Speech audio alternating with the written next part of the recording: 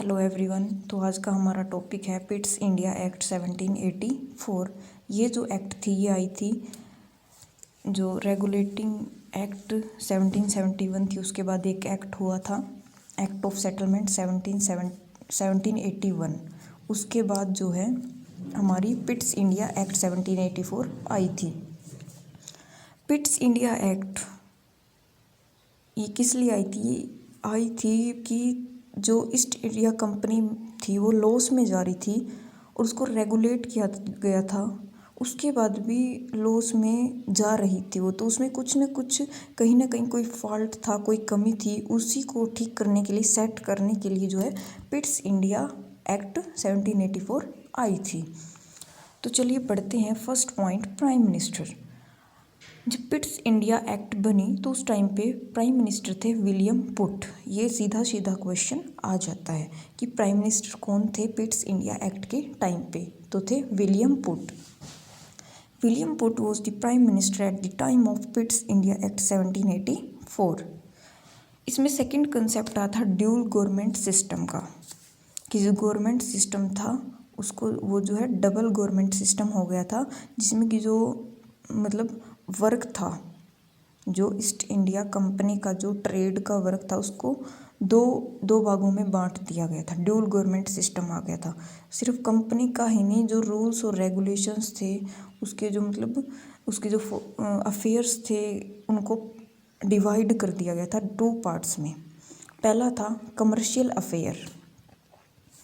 Commercial affair, the court of directors to manage the commercial affair.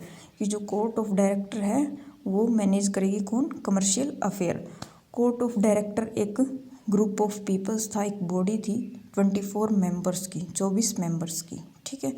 वो members को किसके थे? ईस्ट इंडिया कंपनी के ही थे। सेकंड इसमें आता है पॉलिटिकल अफेयर। सेकंड पार्ट, एक कमर्शियल अफेयर हो गया, दूसरा पॉलिटिकल अफेयर।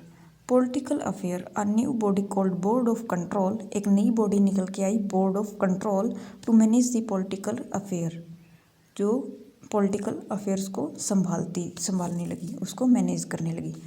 कि इन्होंने बोला कि जो कमर्शियल अफेयर उसमें मेनली क्या था? ट्रेड। तो ब्रिटिश गवर्नमेंट ने सोचा कि कंपनी अभी भी जो है घाटे में जा रही है, कहीं ना कहीं करप्शन अभी भी है। तो इन्होंने बोला कि ईस्ट इंडिया कंपनी को कि जो कमर्शियल अफेयर है, ट्रेड का, जो व्यापार का, वो आप संभालो, लेकिन जो पॉलिटिकल अफेयर है वो हम संभालें। कि आप यहाँ पे घपला कर रहे हो, यहाँ पे करप्शन हो रहा है, कि जो पार्टी जो कंपनी है वो जा रही है लॉस में और जो उसके ऑफिसर्स हैं वो होते जा रहे हैं अमीर, रिच। तो उन्होंने बोला कि जो पॉलिटिकल अफेयर है इनको हम संभालेंगे। ये बात किसने बोली? ब्रिटिश गवर्नमेंट ने। तो जो पॉलिटिकल अफेयर्स है वो बोर्ड ऑफ कंट्रोल, ये एक बॉडी बनी थी, एक ग्रुप था, और इसमें मेनली जो ब्रिटिश गवर्नमेंट है उसके ही मेंबर्स थे। तो ये पॉलिटिकल अफेयर्स को संभालने लगी। जो बोर्ड ऑफ डायरेक्टर्स है या बोर्ड ऑफ कंट्रोल है जो कि पॉलिटिकल अफेयर्स को संभालती थी, वो एक्चुअली थी क्या? तो ये है, इट कंसिस्ट ऑफ 6 मेंबर्स। इसमें जो है 6 मेंबर्स थे, विच आर एज फॉलो, जो कि कौन कौन थे? वो ये थे, पहला था सेक्रेटरी ऑफ स्टेट, जो स्टेट का सेक्रेटरी था वो सेक्रेटरी ऑफ स्टेट। सेकंड था इसमें चांसलर ऑफ एक्सचेकर। थर्ड था 4 प्रीवी चांसलर्स। एक तो हो गया सेक्रेटरी ऑफ स्टेट, दूसरा हो गया चांसलर ऑफ एक्सचेकर, और 4 थे इसमें प्रीवी चांसलर। तो मेन जो सारे मिलके हो गए, ये हो गए 6। Secretary of state 1, chancellor of exchequer 2 और 4 प्रीवी चांसलर्स। तो ये थी board of control, board of directors. उसके बाद जो ये एक्ट आई, पिट्स इंडिया एक्ट 1784, इससे क्या होता है? ये जो है एक एग्जीक्यूटिव काउंसिल बनाई गई थी रेगुलेटिंग एक्ट के दौरान, जो कि जो जनरल गवर्नर जो थे उसकी जो है जो मैनेजमेंट थी उसको जो है उसकी हेल्प करती थी, उसको संभालती थी। तो उसमें उस टाइम कितने मेंबर्स थे? 4 मेंबर्स थे। एक था चीफ जस्टिस और 3 थे जजेज। तो इस जो पिट्स इंडिया एक्ट के दौरान जो है उसकी लिमिट जो है कम कर दी जाती है, उसमें से एक मेंबर को हटा दिया जाता है और उसकी लिमिट कर दी जाती है 3। Reduce the limit of executive council. Pitt's India act 1784 reduce the limitation of the members of executive council from 4 members to 3 members. ये 4 से 3 कर दिए जाते हैं। उसके बाद आता है recruitment of East India company, कि जो ईस्ट इंडिया कंपनी में जो रिक्रूटमेंट होती थी, नई नई जॉब्स निकलती थी, नई नई पोस्ट्स निकलती थी, उनको कौन संभालेगा अब। The recruitment of company was put into the hand of court of directors. ये जो है कोर्ट ऑफ डायरेक्टर्स को दे दी जाती है। ये जो कोर्ट ऑफ डायरेक्टर 24 मेंबर्स थे ईस्ट इंडिया कंपनी के, उनके हाथ में दे दी जाती है। उसके बाद आता है टेरिटरी ऑफ एम्प्लॉय डिस्क्लोज्ड। जो टेरिटरी थी एम्प्लॉयज़ की वो डिस्क्लोज की जाती हैं। Territory of employ was disclosed of Britain and India within 2 months of joining of East India company. जो ये रिक्रूटमेंट निकल रही थी, जो लोग नई नई जॉब्स ले रहे थे एम्प्लॉयज़, उनको जो है बोल दिया गया कि आपको जो है अपनी जो टेरिटरी है उसको डिस्क्लोज करना पड़ेगा, चाहे वो ब्रिटेन में है चाहे वो इंडिया में, वो सब जो है उसका जो लेखा जोखा वो गवर्नमेंट को देना पड़ेगा। किसके विद इन 2 months की ज्वाइनिंग के 2 महीने के अंदर अंदर। इससे जो है ये ऐसा क्यों किया गया, क्योंकि जो करप्शन हो रहा था उसको रोका जाए। क्योंकि अगर गवर्नमेंट के पास सही लेखा जोखा नहीं होगा, सही इन्फॉर्मेशन नहीं होगी, तो करप्शन नॉर्मल सी बात है कि चलता रहेगा। इसलिए गवर्नमेंट ने जो है टेरिटरी ऑफ एम्प्लॉयज़ जो है डिस्क्लोज्ड कर दी।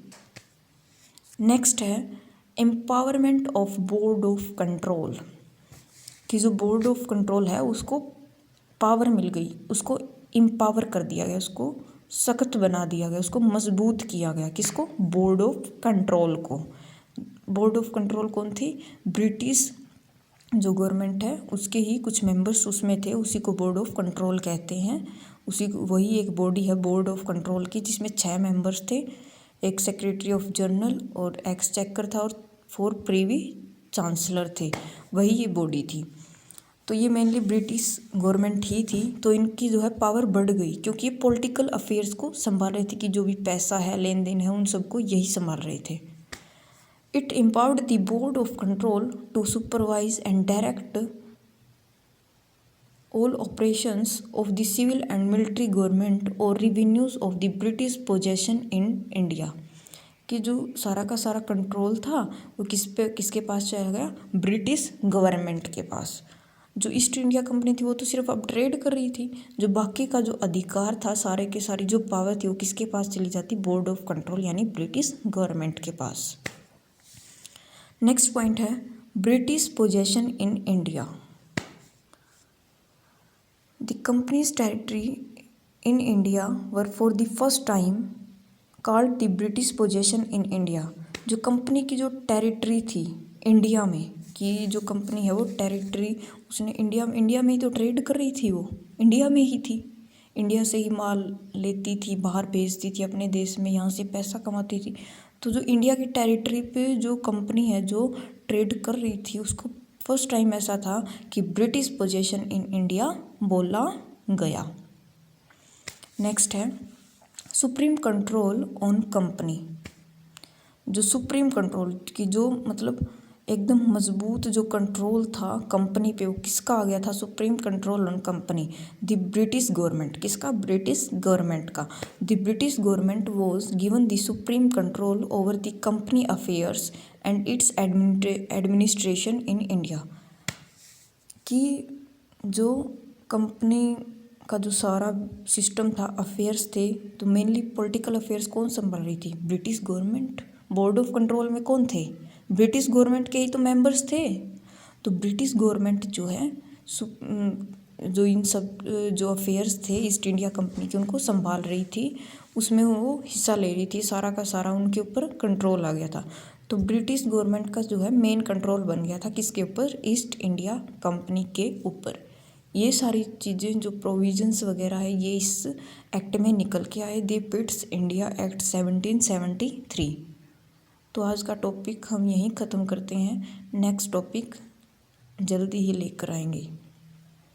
उसके नेक्स्ट टॉपिक में हम पढ़ेंगे चार्टर एक्ट। इससे जो अगला टॉपिक होगा उसमें चार्टर एक्ट के बारे में पढ़ेंगे। Thank you.